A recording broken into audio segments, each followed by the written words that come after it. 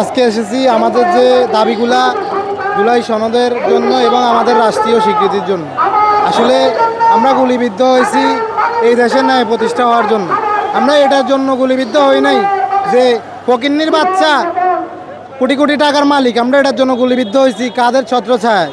এই যে এনসিপি বলেন, বিভিন্ন উপদেষ্টা বলেন, এদের কারণে এরা কোটি কোটি টাকার মালিক। আমরা বিনিময় কি পেয়েছি? কিছু পেয়েছি? বিনিময় পেয়েছি অবহেলা। আমাদের যে সনদ, এটাও আমরা পাইতেছি না। এটা আমাদের ন্যায্য অধিকার। সেটা যদি সরকার সেটা বিরোধী ইয়েতে নিয়ে যায়, সেটা তো আমাদের কিচ্ছু করার নাই। আমরা আমাদের অধিকার আদায়ের জন্য এসেছি। আমরা অধিকার আদায় করে এখানে যাবো ইনশাল্লাহ। আমরা অধিকার আদায় করে যাবো ইনশাল্লাহ। হ্যাঁ, এই যে দেখছেন না, কিছুদিন আগে একটা ধরা খাইছে, 10 কোটি টাকা চাঁদা চাইছে।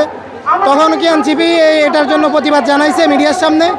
জানাই নাই। তার মানে কি, ওদের ভিতরে বড় বড় রাঘবওয়াল আছে, যেটা এই দেশটা অস্থিতিশীল করতেছে।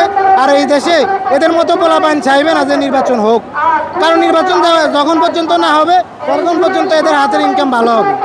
আর যখন আমার ইনকাম লক্ষ লক্ষ টাকা হবে, আমি কি নির্বাচন চাইবো?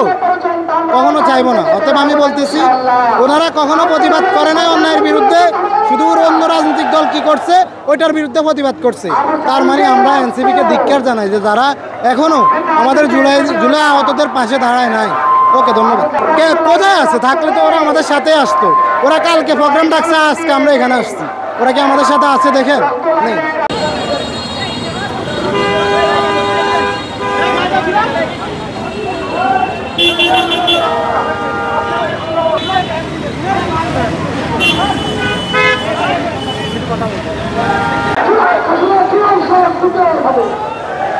ইনশাআল্লাহ